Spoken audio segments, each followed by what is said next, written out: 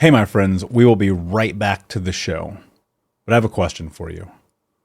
Are you struggling with the impact of childhood trauma? Well, know that you're not alone. I'm here to let you know that I'm starting a brand new weekly coaching group that includes a year of live coaching, accountability, support, habit and goal setting, and more. I'm starting a waitlist for the group right now, and I'm only taking a handful of people. And I'll let you know that through this personalized coaching, we'll work together to help you understand how your childhood trauma has shaped your beliefs, behaviors, emotions, and will help you create a roadmap for healing and growth.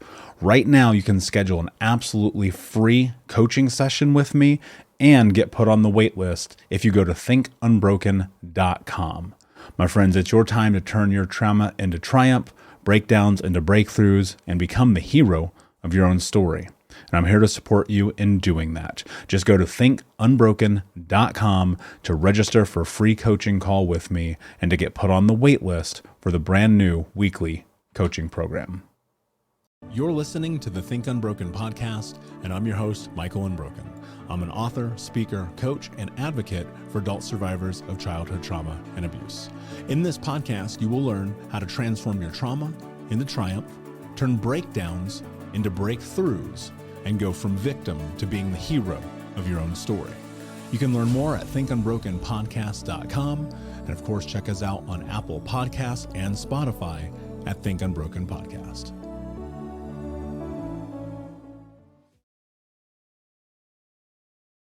Hey, what's up, Unbroken Nation? Hope that you're doing well wherever you are in the world today. Very excited to be back with you with another episode with my great friend, Mike Diamond, who is the author of the brand new book, A Dose of Positivity, Tools, Techniques, and Strategies to Live Life on Your Terms. Brother, I'm super excited to have you here. How are you, Mike?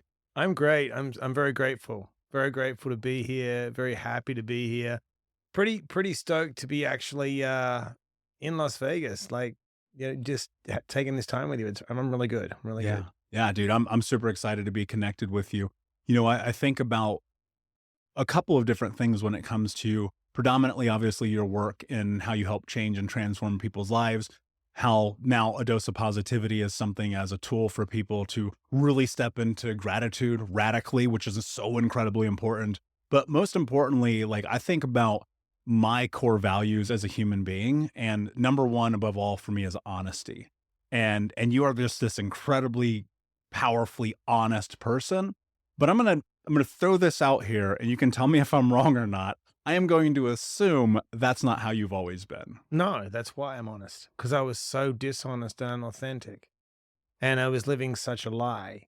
Because I it's such a great question. So if you and it's so great you said this, because what people don't understand is that if someone doesn't give you the opportunity to be authentic and be honest with what you are, then you bury it. Mm. And then you play whatever character to survive. And like we were talking about before, right? We've had pretty chaotic upbringings, a lot of dysfunctionality, a lot of toxic people, toxic environment. So your true self is hidden. So when people say, oh, that person's not honest, I'm like, yeah, but imagine why they're not honest. Where do they come from? What stories do they have to tell themselves to survive, to just get by? So my first part of my life was so toxic and I was never allowed to express who I was that I had to put on all these characters. And then after a while, it's like a method actor. You get lost in the role and you forget who you are because you're never yourself because you don't have air to be yourself. And it's up, unfortunately. Yeah, I resonate with that so much. It For us to understand you Yeah. and to go deep today, what do you think is one of the most important foundational understandings about who you are that we need to know about you? That's a good question. I'm a guy that came from nothing, that could think greater than his environment, which was a small town in Australia. And I am ridiculously consistent, self-disciplined, self-reliant. And I would say this is how I say it. I've got the stamina of a hyena because people don't know hyenas have stamina. They just don't have the back legs to be the king of the jungle. I have the heart of a lion, but I have the fire of a honey badger.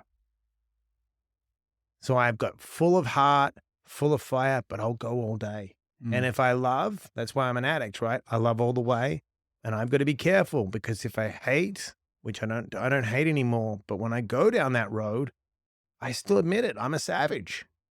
I just don't, I've got to be very careful, right? So I'm all in. If I'm all in with someone, I don't believe in, like, we get along. That's it. I don't need any references. If I click with someone and I feel it, I feel it. I figure out the rest. I don't need, my reference is how I feel. I trust my gut. If my gut is right, that's all that matters. Yeah. You know, it's funny you say that, because one of the things I constantly am trying to teach people is don't trust your brain. Your brain is a liar. Mike, you've never one time in your life ever said, I knew I should have trusted my brain. But man, how many times have you been like, I knew I should have trusted my gut? And you know why? I'll tell you why. Because when we intuitively feel something, right, we can't describe the feeling, because it comes from the unknown. It comes from source energy. It comes from infinite intelligence, like Napoleon Hill talked about, right? The Secret talks about the source. It comes from something that super conscious, right? Now, what happens is part of the human experience as spiritual beings having the human experience. We're flawed. We're having a human experience, right? We then try to overthink and intellectualize the feeling. No, don't worry about it. Just follow the feeling, and more will be presented to you, right? So this is why we're all up right now, because technology is what? Brain, right? Such a good point. So we get caught in these instant moments, and that's why everyone's stuck with instant gratification, right? Because they don't feel, process is feeling, sitting in the process, feeling your feelings, digging down. Mastery is not created, right, in a minute. Some things take more than 10,000 hours. When you look at the great masters, right, they had mentors at 5 years old. The great Renaissance movement with all the mentors and the, Michelangelo and Da Vinci.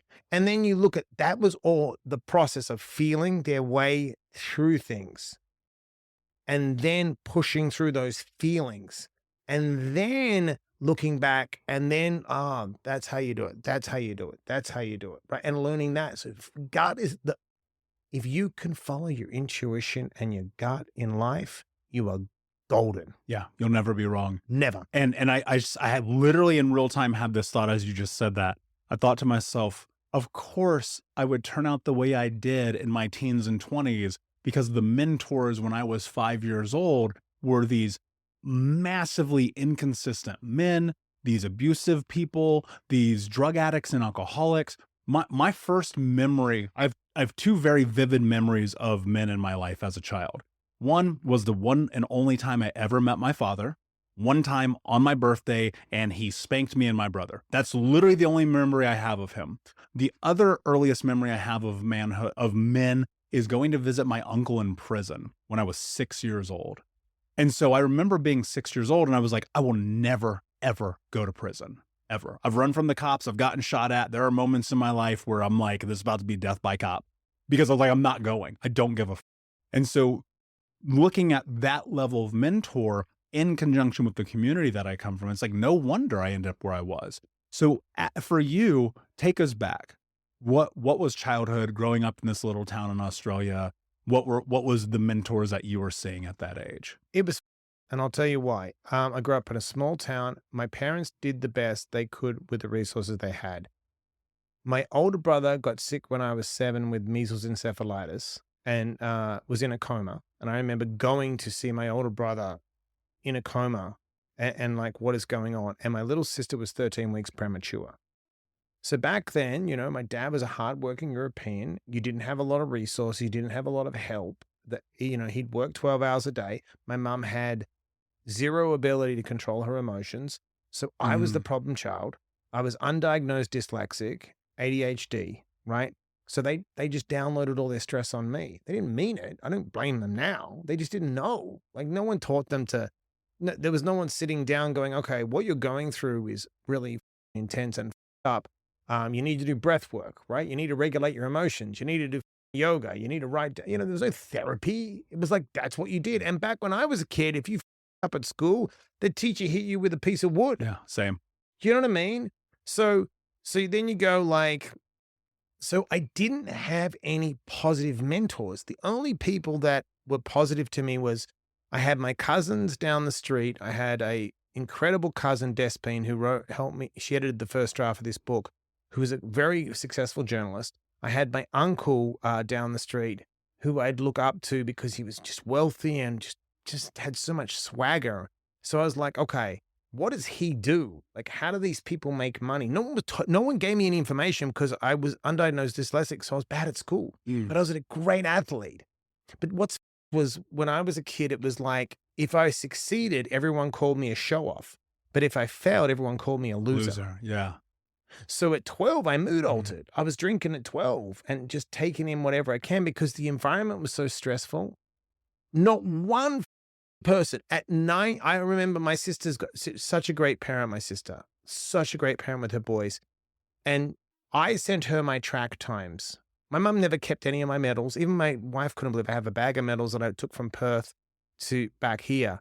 And I remember at 9 years old, I ran the 70 meters in 10.9 seconds. And she looked up the record. She's like, my kids are running 2 seconds slower than that. You were like a weapon. I said, no, I was so quick. Now I didn't mature till later. So from like a young age to 12, I was so great at track that everyone got big and I was a little kid, but I played rugby. I played these sports, but not one person pulled me aside and said, you've got talent. And I was so talented and gave me any encouragement or any love. The only person that interjected in my life by default, I had a neighbor called Judy Turner. I got kicked out of school. I wanted to kill myself. I went from a private school to a public school. I was getting the shit kicked out of me. No friends, miserable, no love at home, no love anywhere, just abuse. And I was like, I'll kill myself. So I grabbed a handful of pills and I jumped over her fence and she saw me and she just walked over to me. She didn't know what I was doing. My hand was in my pocket and she gave me a real moment, dude. She just looked at me. She goes, are you okay? And I'm like, no, not at all. I'm up.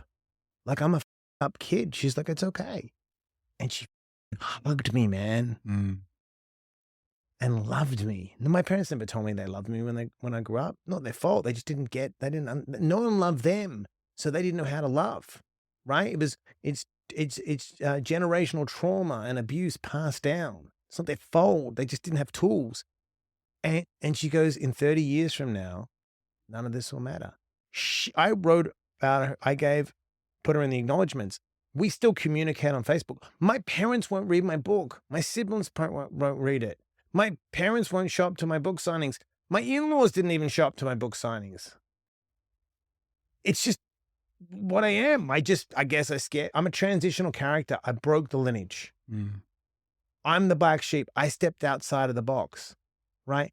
And the reason I love people so much and the reason I'm so kind is because Judy just did one act of kindness and it changed the course of my life. It's powerful, man. So I just try to be that one person to someone. Yeah. You know what I mean? Give them a hug. Tell them it's going to be okay. Because I know if you can get through the fucking moments, it's going to be okay. Yeah. There's something really powerful about that. And I resonate because there's so many parallels here. And, I remember being a kid, started doing drugs when I was 12, getting drunk when I'm 13, same journey, right? And I think that unfortunately for a lot of kids who come from the backgrounds like we do, we are the black sheep. Like I was a great athlete as a kid, right? I played 4 sports. I was captain of the wrestling team, blah, blah, blah. But I kept getting kicked off the teams because I didn't have the grades. I hated school. I didn't want to be there. I'm in the streets. I'm trying to make money, like living in this crazy ass world that we live in. And it's like, I had one teacher, Mr. Hollingsworth, I always call him out as often as possible, who one day after I got in a fight, he sat me down and he just goes, you're not supposed to be here. And I was like, what do you mean? Like, I'm not supposed to be here? He's like, you're not supposed to be in this school, in this environment. You're one of the most astute kids we're probably the smartest kid I've ever had as a student. He's like, he literally goes, just make it through this. And that was powerful. I didn't understand it then, right? Because I'm like 16 or 17. But we need that. And when you look at research, most people who fall down the path of addiction come from backgrounds like this. All trauma. It's all trauma. It's all trauma-based addiction. Any kind. That's why I love Gabor Mate's book, The Myth of Normal. Yes. No one gets out in the sense of we're all flawed. In this human experience, every spiritual being is flawed. We've got to figure our shit out, right? And you're going to be tested, right? It didn't matter that I came from obviously more wealth in that sense, right? But the abuse was there. And if you don't get the love and no one is there for you, some of the celebrities I take care of, some of the people I take care of, right? They come from so much money, but their kids are fucked. Yeah. It's not the parents' fault. It's not the parents' fault. It's just that if no one gives us air to breathe and no one gives us love, that's all we want. We want to be accepted unconditionally. Yeah. The greatest, there's two speeches. Well, the greatest speech that I've ever seen in my life is Jim Valvano, the great NC State coach. And he tells this story. Everyone should listen to this. And he tells this story about his dad, right? And he goes, Dad, he changes and he's trying to make it to the NC State, right? And his dad goes, my bags are packed. My bags are packed. And every year my dad, he would never go anywhere with the teams. My bags are packed. And they finally make it. And he said, my bags are packed. And they win. They win, right? And he's running around the court and he hugs his dad. And the next year, my bags are packed. And the next year, my bags are packed. And they don't win again, right? And when his dad died, he goes, I don't know what it was, right? It really hurt me. And he goes, I was sitting there alone. And he goes, I was in a hotel room on the road. And it finally come to me. It didn't matter if I measured up or not. My dad always believed in me. Mm. And if you don't have that, we never have that. We instill that in others. I believe in others' potential. Kobe said the same thing. I watched this thing. He was crying. He couldn't get a win and couldn't get a point in his summer league, right? He wasn't that good, Kobe. Everyone thinks he started good. No, he had to struggle. And his dad said, what's wrong? He's crying. He goes, Kobe, I love you unconditionally. Yeah. Like, I heard that and I cried. I was like, no one told me that. Yeah. They told me I was a loser and I was never going to make it. Yeah. Like, my life wouldn't have ended. I wouldn't have paid the dummy tax. I wouldn't have tried to climb the wrong mountain so many times. I wouldn't have done fistfuls of cocaine and up my life and made millions of dollars and blown millions of dollars and just gone into this dishwasher, right? This just round in circles. If someone just would have pulled me aside and said, you're enough. Yeah. Well, the difficult part about that too, Mike, is you wouldn't be in this chair. No, true. Right. And so that's one of the things I always come back to. It's like, people will ask me, like, do I have gratitude for the past? And I'm like, I don't know that I necessarily have gratitude for my mom cutting my finger off. Right. But I have gratitude for a lot of the experiences that led me to this moment. And I think back to like that young version of me. And it's like, man, if I could just remember the thing that, and I'm leading somewhere with this, I was stubborn. I was like, I'm going to get this. But my this was in misalignment. I'm going to guess if I were to title young Mike, he was probably stubborn as Stubborn as a shit. mule. Out of my fucking mind. So stubborn. So stubborn. Like, no quit, but like stubborn to flawed. Mm. Like, it's like, what are you doing? I'll prove you wrong. Do you know what I mean? Like, but it's because we had no safe grounds. We had no boundaries. We had no baseline. You don't have a baseline if you don't have good mentors. See, what I talk about in the book is indirect mentors. And if someone comes to you or me, we're a direct mentor, right? You can deal us directly. An indirect mentor is having the ability to look at someone else's life and emulate it. Mm. So what I did is I would look at someone. I was very good at narrowing in successful people. So when I wanted to go to acting school, I was in Perth and I spotted a guy who was a successful actor. And I was in Perth. I wanted to move to Sydney. And I just had the questions. Where did you study? What should I do? How should I do it? And I took his blueprint. And then when I went to Sydney, right? I then was studying American. I was always coming to America. No, you're crazy. No, I'm coming to America. I studied America. I wanted to learn everything about America. what does it smell like? Because I always say, right, the menu's not the food, True. right? The territory is not the map. You can see, oh, this is New York. No, get on the streets in New York. Mm. And that's why we talked before, like, you can tell if someone's walked the talk. You can tell if someone's been in the ghetto. You can tell if someone's been in a street fight because you smell it on them. You're like, you're full of shit. Yeah. You can smell it. You'd choke in a fucking second. Mm. You're not ready to go for the vault. You don't even want to be in the getaway car. And I grew up with people that were straight killers. Mm. I grew up with people that, like, I knew, they'll fucking kill you. And they're doing time now. You looked in their eyes and you're like, oh yeah, you're going to stick me. I shut my fucking mouth here. Yeah. And if you don't, and that's why I say to people, like, you can't lie at the end of the day, dude. You get smelt out. You can't be a paper champ. Yeah. Because the gym rat who's doing the work in the dark is eventually going to shine in the bright lights. Yeah. And I think that's what's so incredibly interesting about that is sometimes you have to be that underdog. I think we are always the underdog. I don't ever think you and I ever get the credit that we're supposed to get. And I think that's what keeps us driven. I think transitional characters, I think people like, all right, I'll give you a perfect example. So Ryan Holiday, who I love, right? He's a white dude that worked at American Apparel, and Robert Greene is his mentor, right? One of the best. He talks about stoicism, right? That's all he talks about, right?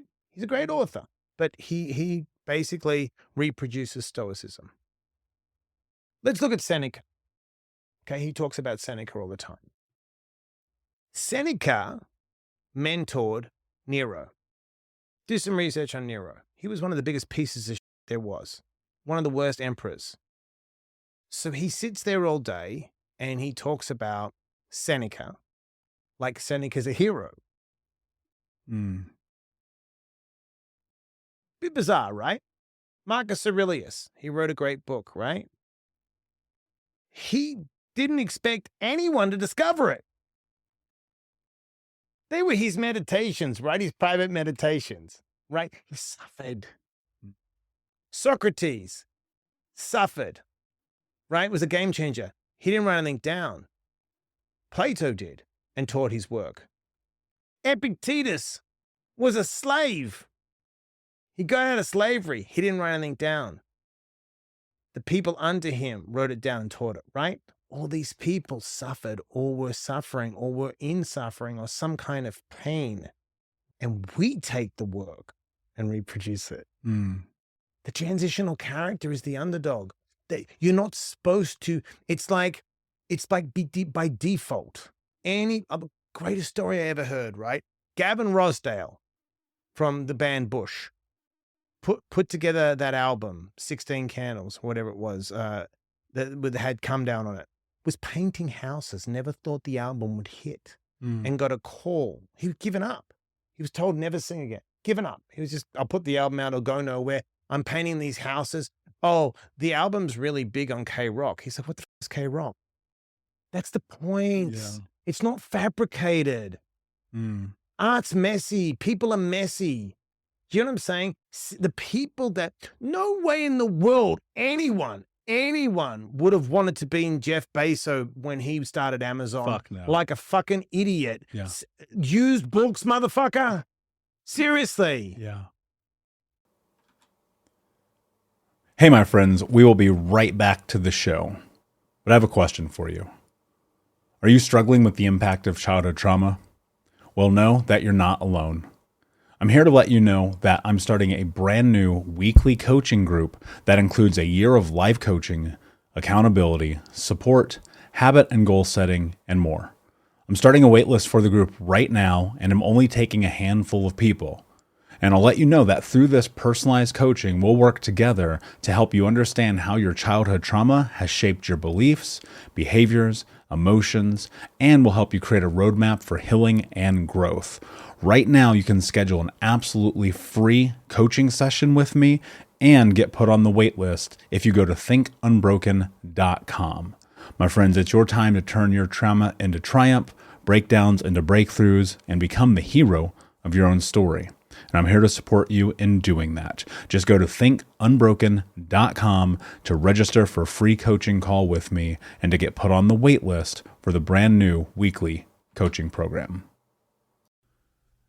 We'll be right back to the show, but before we do, I want to tell you about today's sponsor, factormills.com, where if you go to factormills.com/unbroken50 and use the code unbroken50, you can get 50% off your first order. That's factormills.com/unbroken50. If you're like me and you are a person who is busy trying to create a life, heal, work on their health, wealth, and relationships, and not to mention deal with the day-to-days of normal life, you do not have time to be going to the grocery store and trying to figure out what you're going to cook every single day of the week. In fact, one time I did the math and I realized I was spending over 15 hours a week at the grocery store and cooking. When I added Factor, I got to use that time for myself, for my family, for my friends, for my community, and for my business. And so if you're in the place where you need some more support in the kitchen, head to factormills.com/unbroken50 and use the code unbroken50 to get 50% off.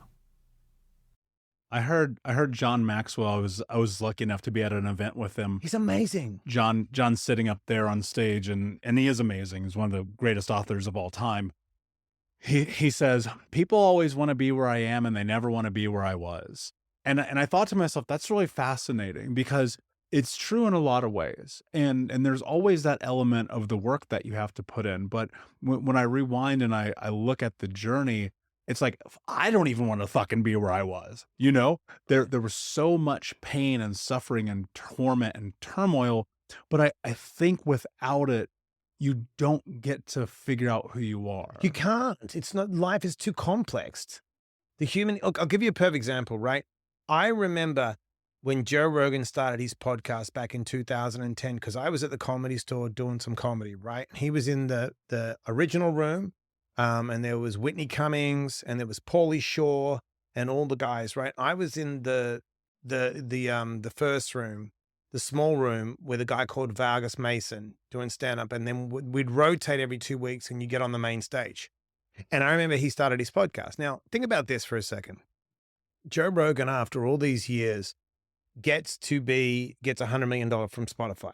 By mistake. He never set out to get a $100 million deal from Spotify. He just wanted to start a podcast with his friends. Now, here's this. Let's just say it's a straight line. To get the 100 million, you have to do stand-up comedy like Joe Rogan and suck and go through hell. Call out Carlos Mencina at the Comedy Store, which no other comedian would want to do. Lost his deal with Gersh because Gersh had Carlos as well, and Carlos was stealing everyone's jokes. No one wanted to be Joe Rogan there. Got banned from the Comedy Store. Start a podcast, had no one really following him, and do Fear Factor, which was the dumbest show of the world. Insane. Right? It's fucking stupid. Drinking horse cum is so right? weird. Doing the Man Show, which was another stupid show, right? Which I think Jimmy Kimmel did the Man Show, Yeah. right? And Adam Carolla. Right, like think about this. No one would have signed up to do it. It was the dumbest fucking show, right? Check this out, right? Be a UFC commentator when no one was watching the UFC. No one, right? Go through all that, pay your fucking dues, right? Be called a loser, be called a chauvinist, whatever it was. Go through that to start a podcast and do so many episodes with no idea where it's going to go or not planning to sell it. He just wanted to interview his friends, right? And interview interesting people. To do all that, if Joe Rogan said that's the blueprint to get $100 million podcast, no one's signing up for it. Everyone wants the trophy, but no one wants to fucking train. Yeah. Well, how much of that, here's what I think about, Mike. How much of that is fear? When you sit across from me right now, if I were to label you with a singular word, it would be fearless. Fearless. Why? How do I know that? This is the question that I think. You mean Joe Rogan? No, how do I know that you can sit across from me and I can label you as fearless? Because I have that trait. Right? Because I'm willing to say, F it. Let's see what happens. I've already been through the worst thing I've ever been through. So why am I worried about this thing? Your opinion. Not just that, but the implications of failure, right? Which keeps people baffled and stuck constantly. So going back into your journey, these moments, here you are, thank God for Judy, all of these experiences that you had on the brink of potential death, right? Ending yourself, which I've been there as well. You get this little bit of support. Yep. This little bit of love, this hug that was so desperately overdue and needed. Now what? When I went to Sydney? What happens next? So I graduated high school, and then I moved to Sydney, which was so I was born on the West Coast, and I auditioned. I didn't know, I knew I could act, but I didn't know the dyslexia thing. Like, I had so many issues with, like, ADHD and dyslexia, but I knew I could act, and I knew I could remember monologues. So I auditioned for a school, and they accepted me. Now again, problem was I had a horrible fucking mentor, like the Mm, worst mentor in the world. And this is why intuition is the key. So my plan, this is why plans are meant to be flexible, and you never know the linear. It's not a linear journey. There's going to be bumps on the road. My mm, plan was to come to America. I thought if I go to acting school, I get an agent because that's what everyone did. That's what you're supposed to do: get an agent, and you come to America. Now, I was in an acting school with Hugh Jackman. He graduated 4 years before me. That worked for him. But Hugh didn't come from where I came from. Hugh was not a drug addict. He's a very good-looking, linear guy, and it worked, right? I think he got on Beauty and the Beast, the first thing he got on Broadway. Great musical, theater presence. I had a really bad mentor. He got me and another person intoxicated. We ended up back at his place. He took advantage of the girl, practically fucking raped her. Wasn't in a position to defend her or myself. I was so fucked up. And the next day I went to acting school and I spoke to her and I said, "What do you want me to do?" She said, "Nothing." And then a friend of mine at acting school, I said, "What do you want me to do?" She goes, "You got to say something. He needs to go. He's doing it to all the students." And he'd been doing it for mm, years. And I'm like, "Okay, okay." So I went to the dean and I said, "Hey, this is what happened." And they were kind of investigating him, but she wasn't going to say anything. So it was his word against hers. And obviously she's going to fold. Why would you want to be embarrassed? She shouldn't have been there. She felt shamed. And I said, "You know what? F it." I was like, "I'll leave and kick his ass out and just leave it like that." So this is why it's so incredible. So I was walking down this mall where I used to see these guys selling clothes.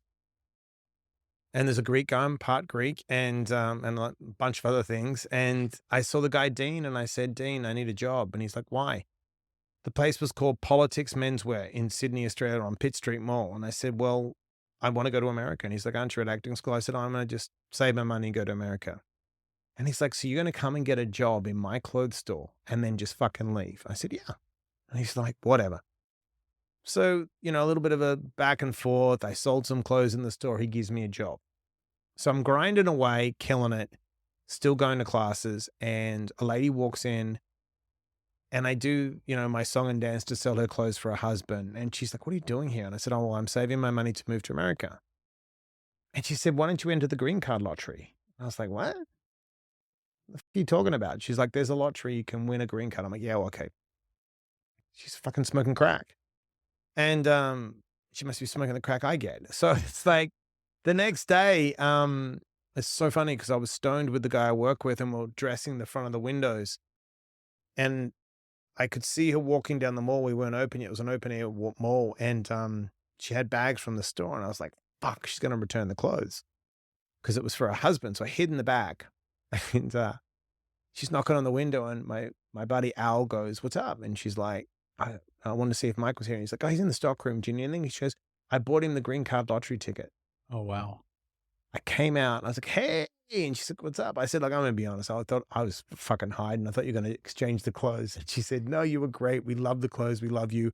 We hope you win." Gave me the fucking ticket and hugged me. And I was like, it's like a hug from Judy. I was like, I'm going to win a fucking green card. 6 months later, I won a fucking green card in a lottery. Mm, Now, here's an important lesson for all your listeners. If I would have overthought it and not went with the right thing, doing the right thing isn't easy, but doing the easy thing isn't right. I wouldn't have stuck up for that girl and changed her life like Judy changed mine, right? See a theme here? And guess what? The lady never would have given me the fucking green card because I wouldn't have taken a job in a clothing store. mm. There's nothing easy about doing the hard thing.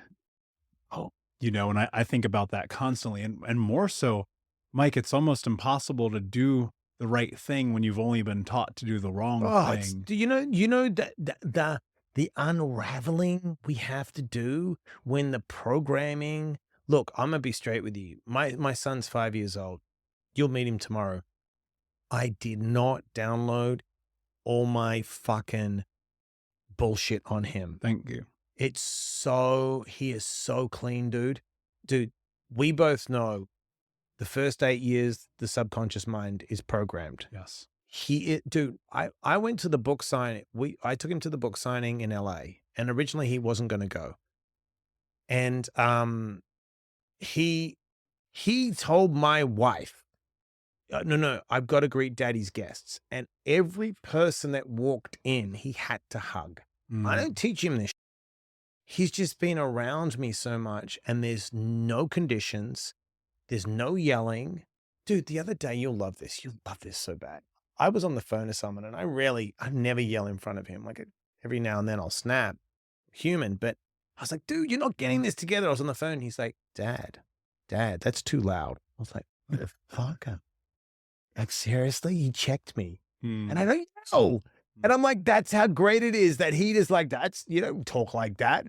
And then the other day I was messing with him and I jabbed him in his leg. He's like, what are you doing? That's too hard. Like I'm like, dude, I used to, like you and me, get the kicked out of us. Yeah. I'm like, he doesn't know that. He doesn't know violence. He doesn't know screaming. He doesn't know put downs. He doesn't know you're never going to make it. He doesn't know you're a loser. He lives in the fucking zone. I had one kid, right? And I didn't fuck him up because you know why? I live vicariously through him. Yeah. He's got discipline, but he lives a great life. If he wants to get up some days, when he wants to be him and he wants to have a meltdown. The other day he came home from school. They say he's the greatest student. He flipped the whole house upside down. And my wife, I was like, what are you doing? Are you preparing just in case someone breaks in so they go to the next house? He goes, I don't know. And then I let him freak out, destroy everything in the house. I'm like, can we pack it up? He's like, okay. And then he makes everything meticulous. I'm like, he needed a moment. Yeah.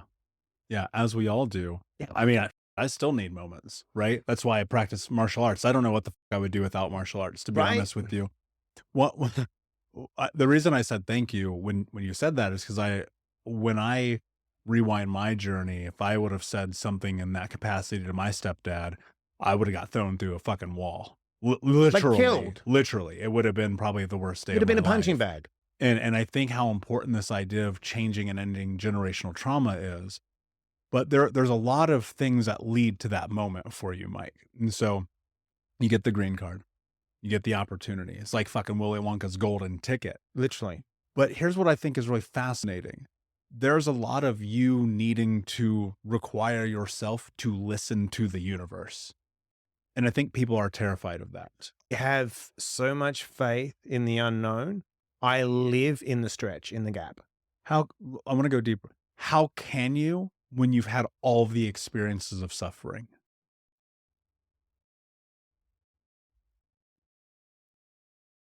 I don't know. It's going to sound weird. There was a famous quote from Marlon Brando, and they asked him if he believed in acting school, and he said, look, there's nothing wrong with acting school to learn your craft, but you never have to send a tiger to jungle school. So what I'll lead into is this. People freak out when a tiger at the circus snaps. And I think it's Chris Rock made the joke. The tiger just went tiger. Yeah. Right? It's a great joke. When the killer whale snaps at SeaWorld, it's a killer fucking whale. So I inherently, there is something in me, and I don't know if it happened in a previous life or whatever it is. I have an incredible ability to just know. I just know. I can feel it. And when I feel it, it's so fucking strong that I can't turn it off. And when I turn it off or try to, I do it through drugs. I mood alter when I try to turn off my authentic knowing, my authentic self, because I know I'm guided. I'll be honest with you. I never have to worry. I don't worry. I don't stress. I know I'm taken care of. I just know it. And I have so much faith in the universe. I believe, when people say synchronicities, I believe the path, it's there. The path is open. We have to remove the obstacles, and the obstacles are people, places, our environment, things that come in, information. And the reason that so many people have lost that sixth sense is because everything tries to take you away from yourself, and everyone wants you to be what I want, because then I can control you and I don't have to work. Mm. See, if I manipulate you enough to be my worker, what is that? A cog. I've always been a linchpin. Mm. See, I could sit through school and go, this doesn't make any sense. Yeah. I don't need Pythagoras' theorem to make money. I'm making money now, hustling. It's always hustling. It's always making money. So I could look at someone when I played sports. I knew when someone was better than me. I'm like, I got to train harder. That guy's really fucking good. How much more do I need to beat him next year, right? Or if I met with someone and they were bigger than me and stronger, I'm like, yeah, he's fucking going to kill me. I have to work. I got to talk my way out of this. This guy can fucking hurt me. In the club business, when I'd stand in front of with someone, I remember, I never forget, we were throwing a guy out one night. I said to security, don't put your hands on him. He's like, why? I'm like, do not put your hands on that motherfucker. He's like, why? And I'll tell you later. We took him out. I said, I'm not going to put my hands on you. Your friend's out of line. Can we talk about it tomorrow? He's too drunk. He said, absolutely. He goes, but that security needs to talk to me correctly. I said, I got you. They're like, how did you know? I said, first of all, look at his fucking ears. He had the worst cauliflower ears I've ever seen in my life. I'm like, you don't get ears like that from playing table tennis. He's a fucking killer. Yeah. Look at those guys. You think getting ears like that, cauliflower ears, like I go, he's a legit fucking wrestler. He is going to tear your arms off. That's years of training, right? And I said, now look at the scar. And he had a scar down his face. I said, do you think he got that from playing volleyball? They're like, no. I said, that guy is gonna fuck you up. 2 weeks later, we found out he fought in Brazil, bare knuckle. This is back late 90s, right?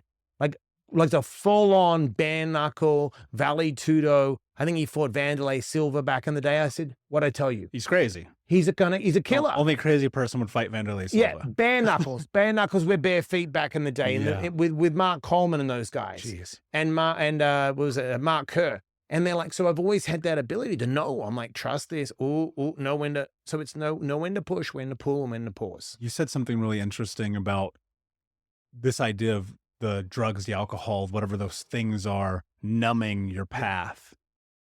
The first time I got high, I'll share the story. First time I got high, I was 12 years old. My best friend, Brian, who lived 3 doors up and on the right, comes to my house. I was living at my grandma. She had just adopted me. I had been living homeless in like this abandoned house for like 6 weeks, 8 weeks, while my mom had disappeared, because my mom was always disappearing. And she had left my stepfather, so they were going through a divorce. Nobody knew where he was. He took my little brother, and my other little brother was in a group home. So it's just all chaos everywhere you can imagine. And Brian comes to my house. He knocks on the door. We're new friends at this point. I've maybe known him for 2 weeks, if that, right? It's summertime, Indiana. He's like, hey, let's go on a bike ride. Because you're fucking 12. What else do you do when you're 12? Nothing. You go on your fucking bike and you go like dig up worms and So on a bike, and he pulls out this bag of weed. He goes, do you want to smoke this with me? He'd never been high. I'd never been high. But as parents, you could walk in. Their house always smelled weird, Mike. You know what I mean? You know those parents? The house always smells a little weird. I didn't know what it was back then. And it was like, okay, sure, whatever. I don't know what this is. And I'd like tried a couple of my grandma's cigarettes over the years because, well, they were there. And we're riding the bikes. We go into this little ditch couple blocks away from the house, and he takes this joint. We put it in a pen cap, plastic pen cap. This is how dumb we are as children. We're about to smoke weed and plastic, and we get so fucking high that for the first time I felt peace. Right. And I never knew that. The voices stopped. Dude, the sun had never been shinier. The clouds had never been bluer. I never felt more safe until I didn't. Because it works till it doesn't. That's the problem. Exactly. And it worked for me. It removes the pain. It removes the stress. It removes the anxiety. And then that's why it's so insidious, because then something happens. It crosses over. It doesn't work anymore. And you keep chasing the dragon. Hey, where is it? I knew it worked once. And that's the power of addiction. But then when you start to see, I always tell people, don't quit something, substitute. Yes. It's a Agreed. substitute. There's no such thing as quitting. I didn't quit drinking. I substitute drinking with something more empowering. And then people go, oh, that makes it easier, right? Because look, at the end of the day, I was talking to someone the other day about cocaine. When I did cocaine, it was pure cocaine. It wasn't laced with fentanyl. It was fucking like straight from the cartel in New York. We paid off cops. It was fucking like the best ever. You did a matchstick of it and you felt incredible. The problem is you couldn't stop. See, I have such an addictive personality. I've always known if I did cocaine one time, it would be over. I did it once. I've never done it. The guy at the gym years ago, the first time I did cocaine, I was at a gym. It's a famous bodybuilder back in the day that owned it in Australia. And I came in, I didn't know what pre-workouts were back then. And he said, how you feeling? I said, I feel sluggish. He goes, I got something for you. And I was fearless. And he laid down a line of coke. I'm like, what is it? He goes, it's cocaine. I'm like, oh, never done that. And I ripped a line. I was like, how much is a bag of this? And he's like, well, it was like $300 back then. I was like, I had money and always had money. And he was like, all right, let me in a bag. Dude, I was like that. And I'd started off like I would just do a line through the gym. I mean, what kind of insanity is that? Who gives you cocaine for the gym? Yeah. Like that's the kind of people I was around. But then like I tell people, like, there's no need to snort cocaine. If you're going to try it, don't try it. Drink like 7 double espressos.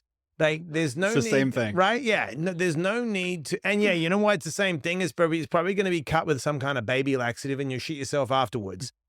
So you'll get diarrhea after the 7. It's literally the same thing. Yeah, it's literally the same thing. You'll be wired up. You'll be like confused. You'll write down a bunch of shit you're never going to do. All right. If you want to know what it's like doing cocaine, I think it's Ted 1. The movie with the bear. Yeah. And Mark Wahlberg and Ted are high on coke with the fucking wrestler Flash Gordon. And they start talking about creating a bar, a restaurant, Italian restaurant. It's the greatest scene of people that have done cocaine. They talk about the restaurant. They talk about the idea. They argue over the specials. They fire each other. The restaurant shuts down and no one leaves the table. That's cocaine. It's like you go nowhere. It's just you're a hamster on the wheel, right? You don't need to do meth. There's no reason to do methamphetamine, right? There's no reason to take fentanyl. If you need to be prescribed a painkiller, like I went through stomach surgery, go to a fucking doctor, right? Get someone to give you the prescription, right? You don't need these drugs. And now and I always say to people, if you're having mental health issues and you think you're bipolar, or if you think you're, ADHD, go to a guy like Dr. Raymond. He's got the best clinic in LA, right? He's got the best clinic there. He will give you a proper brain scan.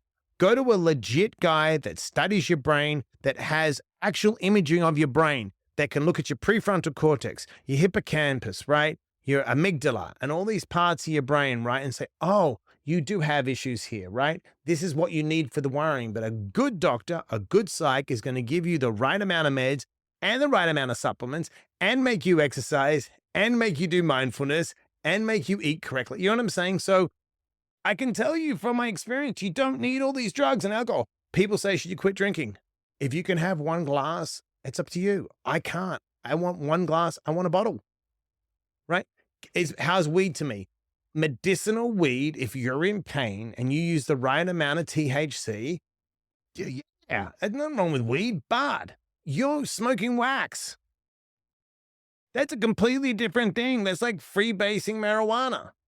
Right? People ask me. I never thought about it like that. Do you know what That's I'm such saying? a good point because I don't do it. So right. But that's like, there's a big difference to 0.3 or 0.5 THC to 80% pure THC. Yeah. What are you talking about? Yeah. We are on another planet right now. I heard something interesting where at one point marijuana was used in indigenous ceremonies in the same way that people use it every day now. Yeah. So that's like all right. So when you're talking about mushrooms, for example, right, there's the hero dose, which would be with a shaman like ayahuasca, do a spiritual work. And it is a gateway to split the mind open and open up the subconscious. And then you go into deep talk therapy and you do it in therapy. And you heal that wound. Right. Now, doing a hero dose without a shaman, we used to do that as kids. But when you talk about actually microdosing, it's 0.1.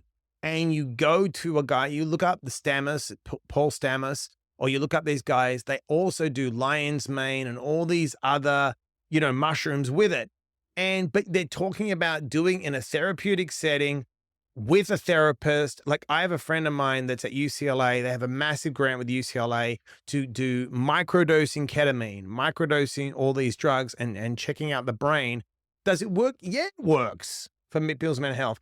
You're better off going like that route than taking Prozac, which does nothing to build the neural pathways. I'm not telling you what to do. I'm just saying like doing it correctly, plant medicine, and doing it by myself, saying, well, I've got this figured out. No, you don't. That's like people say about performance enhancing drugs, right? Do they work? Yeah, of course they work. That's why they enhance your performance. Have I ever done a performance enhancing drug? Yeah. I used to snort cocaine. I've done steroids. I've done it all. I'm fucking when I was a kid. Does it work? Yeah. Does it help? Well, are you a professional athlete? It still doesn't stop the work. Like Lance Armstrong, people talk shit about Lance. Dude, he's got one testicle and he won 7 Tour de France's. It doesn't matter all the steroids you do. You ain't going to do it with one testicle. It's still going to do the work. There's no substitute for hard work. Yeah. It's work. That's very, very true. Hey, do you need more water? No, I'm good. You good? Yeah. Okay. I would like for you and your own interpretation of this, because I have mine. And as you're talking, I'm thinking about this a lot. We live in probably the most addicted time in history, right? Which is weird because on the flip side of that coin, we also simultaneously live in the safest time in history. And it's almost like the space for people to step into discomfort, since it doesn't exist in our normal day-to-day lives, has made comfort the priority. And so now you have people addicted to TikTok and social media, porn, online dating, alcohol, drugs, all of these things. When you think about and knowing that you've helped intervene in the lives of more people than I can even begin to count, what is it that people need to understand about society and the world that we're living in right now when it comes to addiction? All right. So every product that's created that they study the neuroscience of it. So the reason the book's called A Dose of Positivity is DOSE stands for dopamine, oxytocin, serotonin, and endorphins. The 4 brain chemicals that we're all searching for. We're all searching for a dose, right?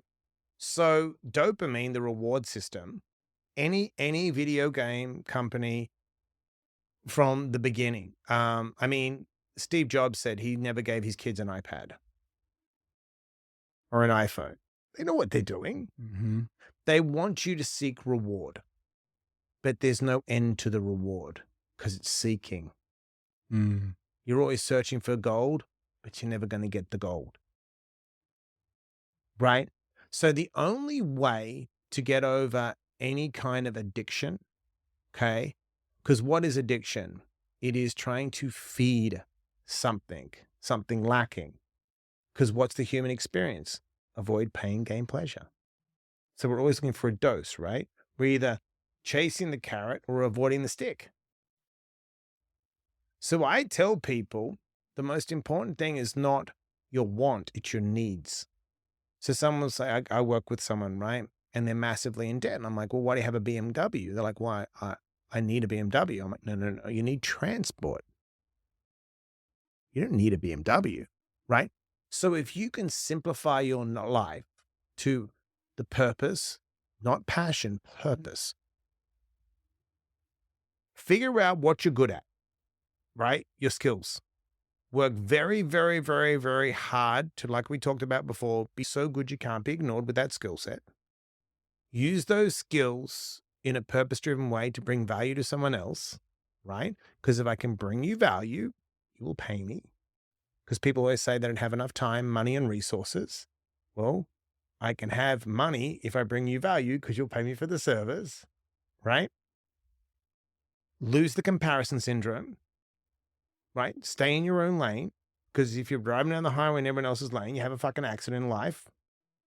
So stay on your path, in your lane. Have a clear focus of what you want, right? Because you've got to know what you're striving for. Know where you came from. Know where you are. Know where you want to go, right? And like I say, successful people have the ability to do the work no matter how they feel. An unsuccessful person is always looking to feel good, feel right in the right time. It don't exist. They've only got in reality, it's me and you sitting on a podcast. Mm. So you have to understand that everything's a test. And the higher you get up the mountain, less air there is, the more of a test. So it's like crabs in a basket. You've heard that saying, Yeah. right? Yeah. So you got to get out of that basket or that thing. Get away from the crabs. Get away from I call them anchors. An anchor will pull you down. An engine will drive you. We're engines. We want to drive people. We look for their potential. We put air in their tires. We light up their fires. We light up their ideas. An anchor will drown you. So there has to be, because I don't believe, I think we're in the most addictive time, but then again, is it? Because back then people were still distracted, Mm. right? When you look at old clips of people reading newspapers, no one was talking to each other. It's phones, it's Yeah, it's true. newspapers, right? So I think why is it? Think about this. Was it 2,500 years ago, whatever, they built the Colosseums around there, Roman times, right? Mhm. Around whatever the time was. So if you look at the times back then, nothing has changed, right? In the sense of a Colosseum could be like a football stadium, a Colosseum, Roman times. You've still got war. You've still got politics. We're talking about what Jesus, what Buddha, what Lao Tzu said, what the Stoics said. It's the same. We're just packaging it different. Mm. But have we evolved? Yeah, I There's don't still know. a war, right? Yeah, Why is there still racism in the world? yeah, we're still distracted. How could we still, right? Why are we still chasing things? Look, at the end of the day, this is where they don't get it. Addiction technology doesn't mean. At the end of the day, Mike, if they put us in front of our graves, right, to face our creator, and they get the 2,650 billionaires in the world, right? What is that? Whatever, there's 2,600 billionaires. There's no moving van behind us to take our. It's us and our creator. We can't negotiate a toothbrush or whatever, right? It doesn't matter. What was it all for in the end? It's not what I give you. It's what I leave in you. It's how can I make you a better person? One of the things that came to mind as you were saying that is there's almost something in that. I'll give you context. When I started this journey to be a coach, to mentor, write these books, make this podcast, speak on these stages, it all started because somebody was like, I think you can help me. But Mike, I was like, I don't want to. And I said I don't want to because, dude, the fucking journey was so hard. I've always thought myself an anomaly to some extent, right? There's always been this punching forward drive that I have, the stubbornness that I pointed to. And I was like, I know I can do this for me, right? I believe that. I believe I can do fucking anything. But when it came to helping this other person, I was like, dude, no way. Absolutely not. Because I knew what it took. And it took fucking everything. There is a moniker that I live by. Anyone who's listened to this show for any period of time knows, and I've said it ad nauseum for a reason. Everything in my life summarizes into one thing: no excuses, just results. Yeah. Period. Beautiful. And so what I had to realize as I went down this path, I made a decision. I will help this person. I didn't even know if I could. I was just like, I don't know, man. Let's try it. It's $100 an hour, right? Whatever it was back then, 8 years ago. And I was like, but you have to do what I fucking tell you. Because this is the only thing that I know that works. I didn't know anything else. I couldn't sit here and come up with ideas in real time. I could only track what I had done that was measurable and say, give it a try. And then now it's like, I'm so happy that I made that decision, right? There's so much positivity in the world now because of a choice that I made. And when I was thinking about this book that you've put out, here you are. You don't have to do this, man.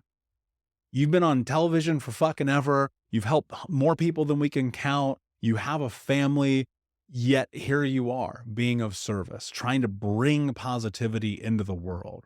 And what had held me back initially was the fear of the failure that I wouldn't be able to do it. Obviously, I recognize that there are people that's going to fail no matter what I do. But talk through this. Let's go into this a little bit deeper because I think it's going to be a really important thing for people to leverage right now. when we are so distracted, we are so avoidant, and maybe we haven't evolved. But the one thing we've always, anybody, you can go back to Seneca and the Stoics, and even before then Christ, and look at positivity, look at gratitude, look at joy. Yep. Why do those things matter so much, man? Such a good question. Look, I'll be straight. I never wanted to be an interventionist. No way. I just knew I could do it. Because you had done it. I just knew it's what I'm called to do it. See, the calling isn't a conference call. That's why we get distracted. The calling is not what we want to do. It's what the universe, we're not in control. We have no control. We think we do. We know we have no control. All we can control is our state, how we choose to think and how we choose to feel. We can't even control our thoughts. We can regulate our emotions because you see our monkey minds go everywhere, right? We don't control this. That's why when people say, I'm going to make $1 billion, great. Can't take it with you. Go and build a castle of fucking lies. You know what? Look at it like this. And I'll get to what you're saying. You go to the ocean and you watch a wave. And you watch the wave. And a wave, for a moment of time, becomes singular, right? It's a wave. It's our wave, right? And when it hits the shore, however long that wave's life is, what happens? It goes back into the ocean, right?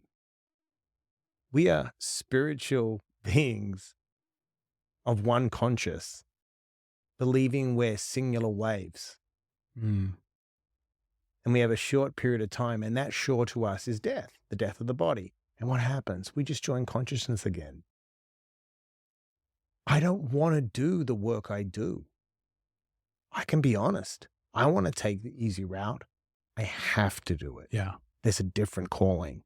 It's the need, not the want. If I do what I want to do in this human experience, I get girls with big breasts. I get cocaine. I get liquor.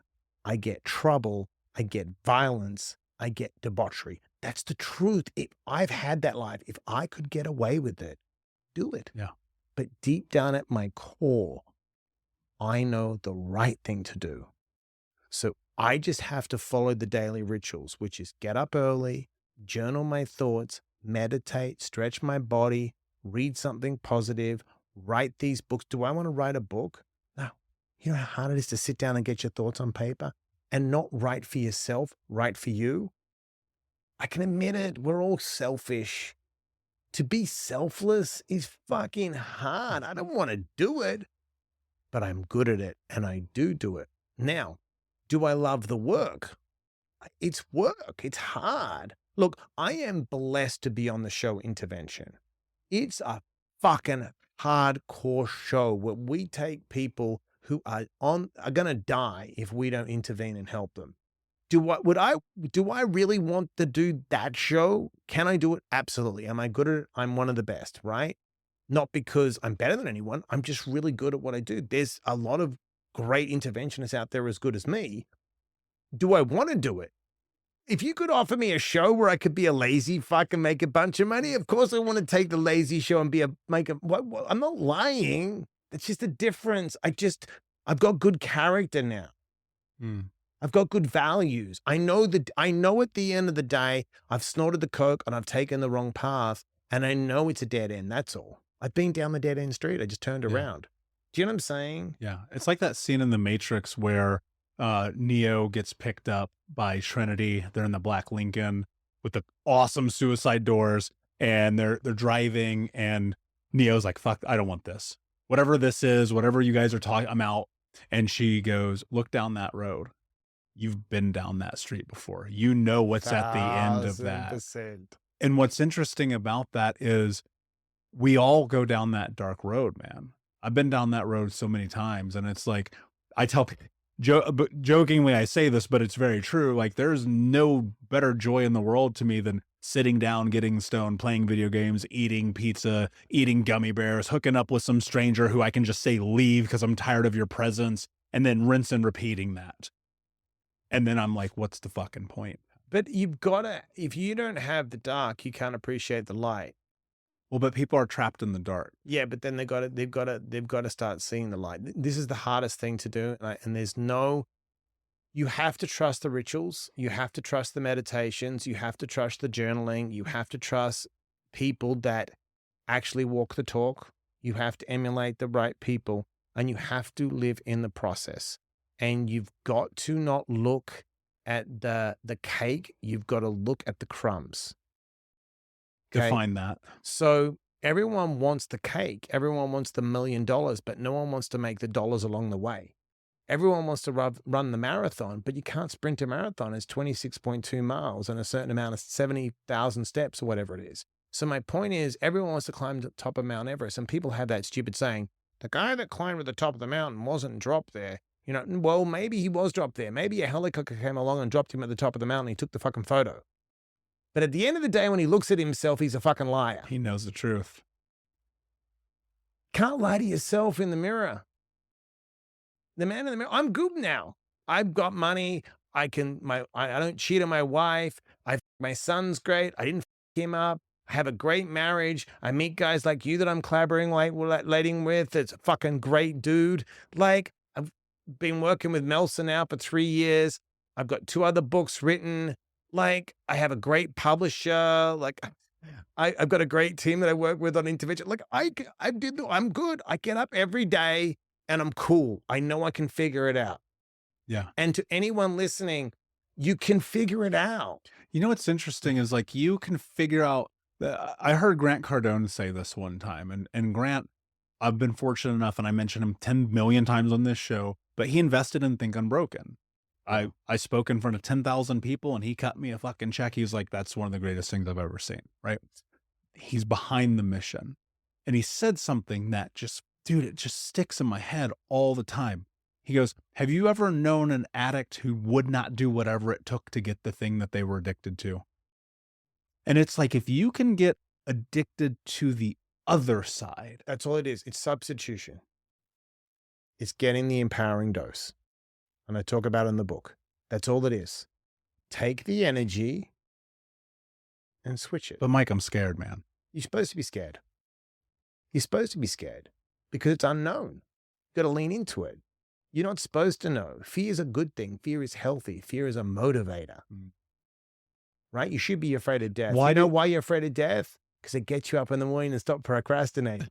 But this is So the thing true. you have to have faith in. You have to have faith that, look, here's the thing you'll never be able to figure out. And it's a lonely journey, but it's a good one. We don't know where we came from, right? No one can figure out. We can't remember it. We really don't know where we're going.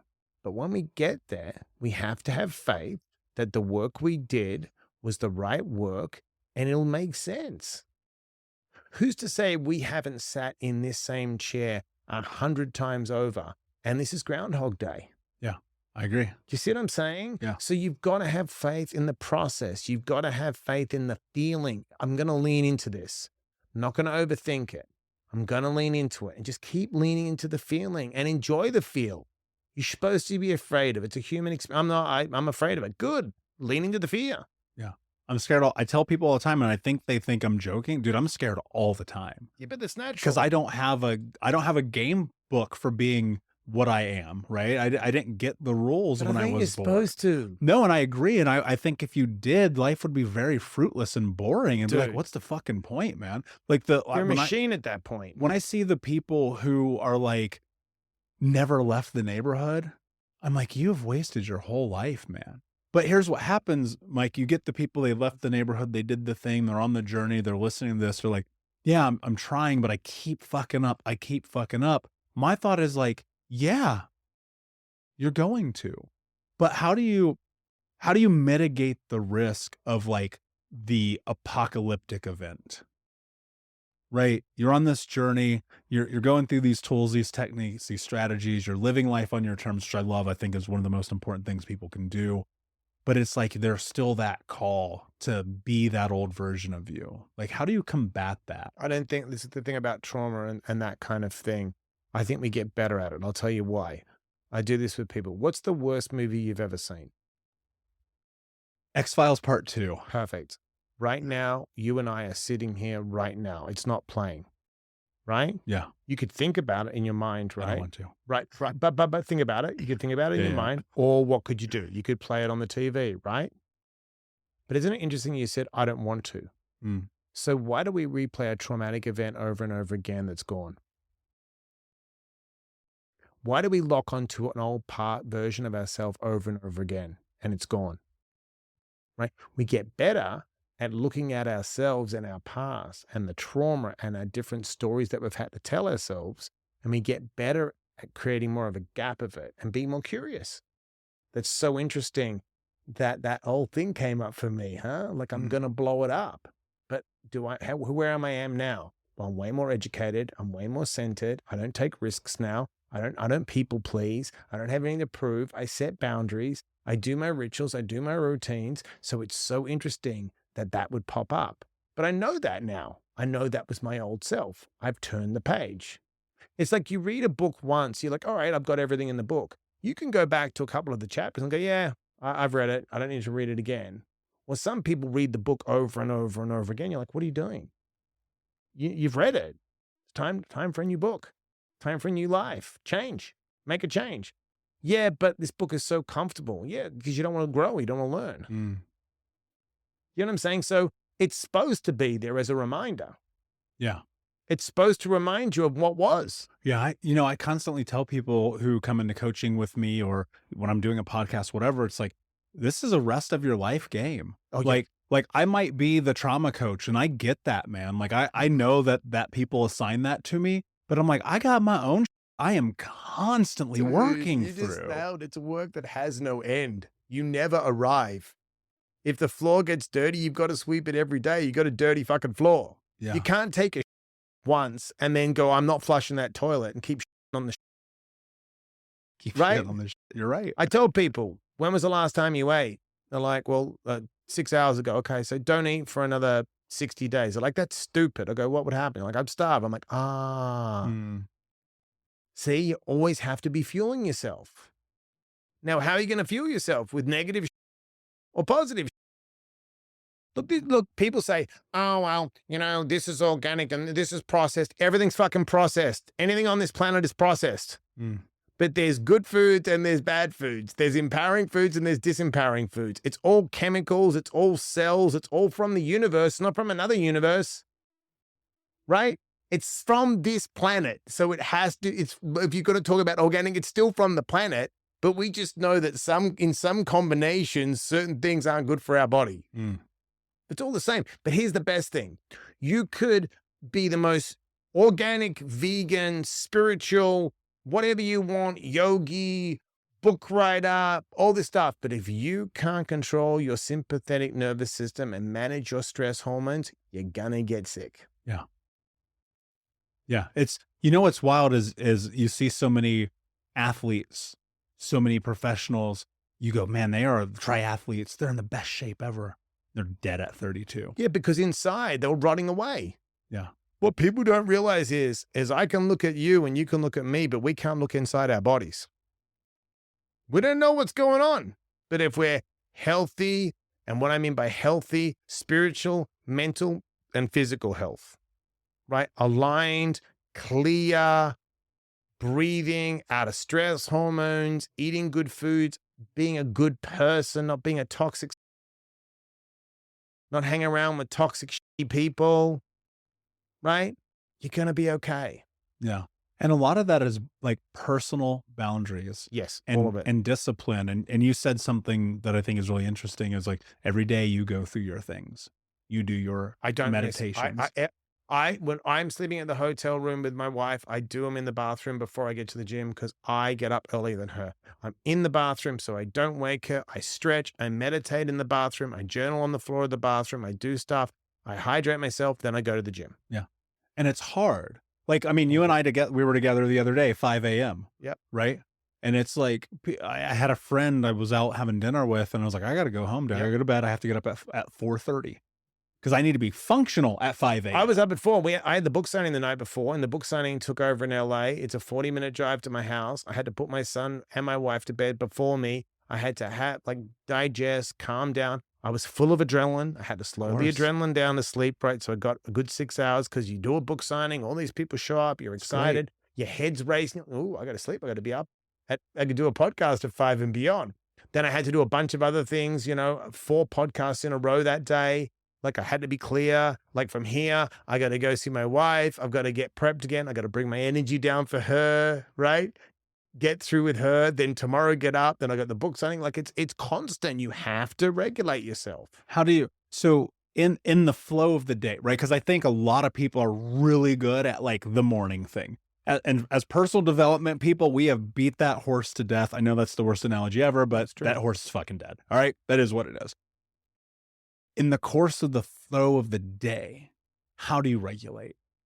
Well, so what I do is this is the most important thing for me is fuel. So I eat, I fast for 16 hours and then my first meal's around noon. So I had a snack before I saw you. And then I eat because that helps my blood sugar like good. And then I'll eat around 4 o'clock. So between noon and 4, I know my blood sugar is going to be good. I don't overeat. I don't eat junk food. I like to, if I get up at 4, I like to reset my body at 4. Breath work, stretching. If I'm at home, cold shower, do exactly the same routine. Reset myself, clear myself out, right? I do it before my 4 o'clock meal because I don't want to do it on a full stomach. Then I have a snack around 6, right? And then I have my last meal at 8. So I make sure that whenever I start the day, 12 hours later, I do the same thing. So if I get up at 5, I do it at 5. If I get up at 3, I do it at 3. Because that 12-hour window, I do a lot in 12 hours. I always hydrate myself, electrolytes. I drink either the vitamin, those emergency drinks, like 2 or 3 of them a day, or branched chain amino acids with no sugar. I drink probably 3 gallons of water a day. I do drink like the double espressos, the coffees. I don't over drink them. I have my own product, Diamond Life Fuel, which has got a bunch of nootropics in it. And I make sure that my morning, I don't crash because my morning and my afternoon is the same. And that paces me. That's fascinating. I've never heard anybody say that before. Yeah. And I'm thinking here like, man, that makes a lot of sense to me. Recharges me. Yeah, because you work through the day, you have a lot of the stresses and pressures of just humanity. Yep. Like, I mean, good Lord, dude. And I stretch it all out. I do so smart. Literally do the exact, so 12 hours later, okay, and I literally, it's the same. I journal, how was the day? What do I need to do? Reset myself, clear it out. It's like you're having 2 days in one. Yeah. So I do 2 days in one. Yeah. And then at 8 o'clock, everything shuts down. Everything. Phone, like anything, no aggressive TV. Maybe I'll read something. I'll chill out a little bit and I'm very calm. My last meal, I used to go to bed about 9-ish. I can go because I don't eat carbs at night anyway, just light protein, my last meal. And then I take the supplements I take some GABA before bed. I stay away from anything to do with melatonin. I could take a little L-theanine. I take a little chamomile, which is really good. It's valerian root, all healthy stuff. It'll bring me down slowly. And then I sleep like a baby as soon as my head hits the pillow. Yeah. Unconscious. I'm sure you sleep a lot better than when on cocaine. Yeah. But I could sleep on coke, which is fucked up. That's really fucked up. Yeah. And I never took Xanax. Yeah. I took a Xanax in my sobriety because I was going through, when I was coming off the pain meds, it's so funny, from my stomach surgery. And I just couldn't get to sleep. And I'd never done a Xanax. And the doctor said, I'll take a Xanax just so you can get a couple of nights sleep. And I said, okay. So I didn't know, right? I was fucking out, dude, like coma out. Like because I never took pain pills or I never took anything when I was, never was a big pain pill or sleeping pill person. It was so funny because I took half a Xanax and I was like 12 hours. I'm like, how would these people take this and function? Yeah. I don't know. I mean, that was my mother's jam. Oof. Oxycontin, Xanax. So sad. Anything she get. I mean, our house was covered in orange pill bottles, man. That's so sad. And I would watch her and I'd be like, I don't understand this. Right. And you look at it and I started going down that path too, where I would take like over the counter, like cold medicine. And my friends and I, we used to call them Skittles. They came in these little red pills and we would take 15 of these things, dude, and just be like on another fucking planet. And so You know, I think about how important it is So to amazing. put the right things in your Oh, body, right. because that impacts how positive you look at the world, It's right? if you look, I don't give a fuck what anyone says. If you want to lose weight and you want to get healthy fast for 16 hours, because my body, I'll tell you, I mean, I know we've got like probably a couple more minutes left. This is how crazy it is. I used to fast always 16 hours. I cut it down to 12, right? I went on a trip with my wife to Hawaii. Now, last year I got COVID 3 times. It fucking was awful. I got stomach infections, got shingles, all from the COVID because my immune system broke down. And I was like, I got back from Hawaii. I do not eat restaurant food. We went to Hawaii for a week. I gained 13 pounds and was dying. Like my body was so inflamed, right? So I'm like, this is all from the restaurant food because people that think they're eating good food in a restaurant, it's not. It's all, you don't know what they're cooking it. And then I came home and I was like, I need to fast full on. She's like, how long? I said, well, I'm not going to eat for close to 48 hours and just drink water and get my body clean. Within 48 hours, all the inflammation, I had such chronic hip pain from the inflammation, all these things, gone. Introduced the food slowly back. And all I was doing for 48 hours is drinking water and glutamine. That's it.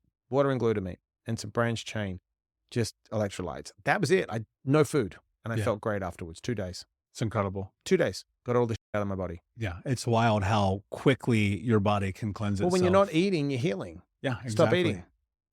I did a 21-day fast once. Yeah, that's crazy. It was insane. I had gotten pretty sick, and the doctor suggested it. We did it. It was medically supervised. And dude, at one point I was like, I feel the healthiest I've ever felt. And then there was like so many other things that came from that. But also I learned I could challenge myself. I try to always tell my clients, I'm like, you need to at some point in this coaching, like fast. Agreed. Even one day. Agreed. Give me one day because it will change your life, because you will find out what you're capable of doing. Agreed. Yep. Like, this is an awesome conversation. I have 2 more questions before we wrap. One, what does positivity mean to you? Such a great question. Positivity is different to being optimistically delusional. And what I mean by optimistically delusional is some people are so optimistic, but they're actually, it's a little bit far-fetched. Like, it's like someone going, talking themselves into something like, I'm going to be the next Michael Jordan. I'm going to be the next Michael Jordan. And they have no skills to play basketball. I'm like, that's just being optimistically delusional, but without a plan. Positivity to me is if you're grateful and appreciative for what you have in the moment, you'll be positive. Viktor Frankl is the ultimate person when it comes to being positive. Yes. He found gratitude in Auschwitz in 3 concentration camps, right?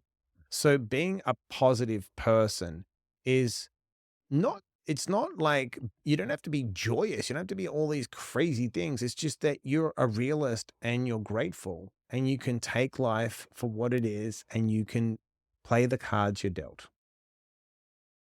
You show up, you shut up, you're humble, and you have a good fucking attitude. Yeah. You know?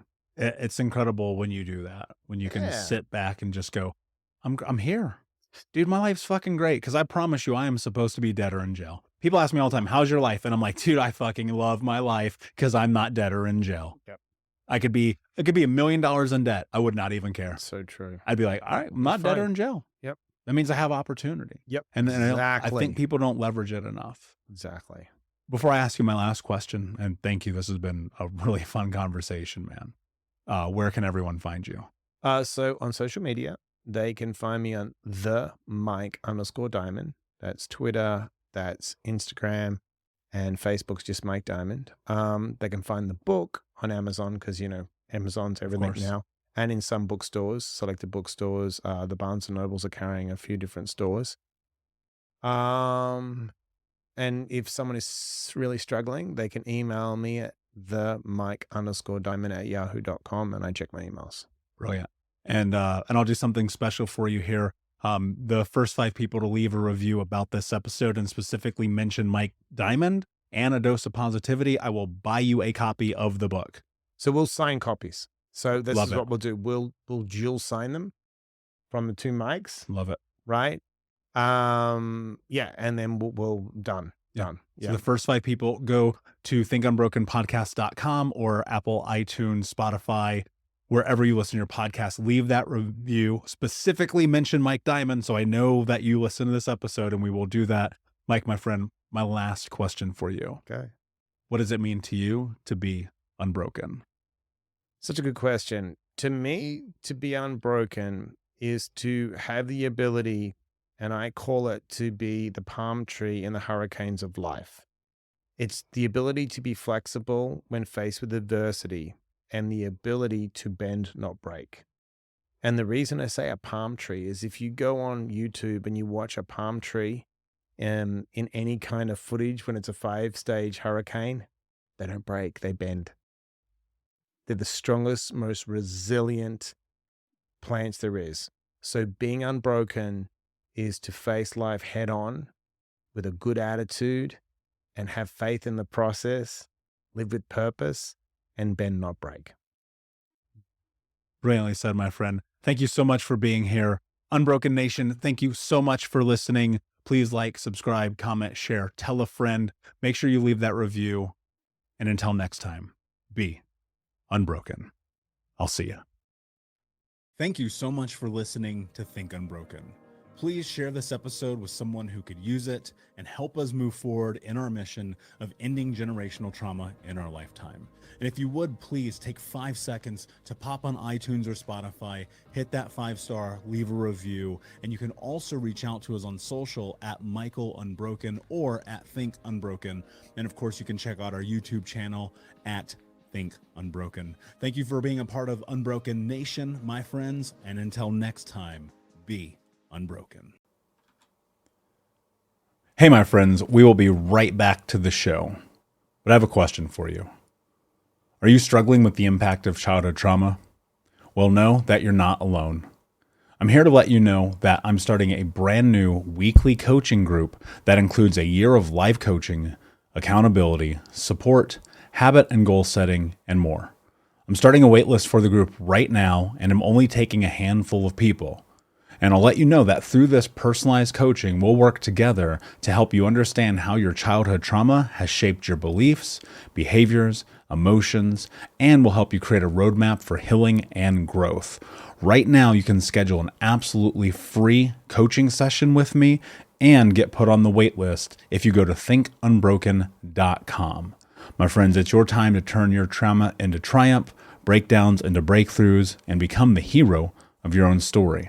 And I'm here to support you in doing that. Just go to thinkunbroken.com to register for a free coaching call with me and to get put on the wait list for the brand new weekly coaching program.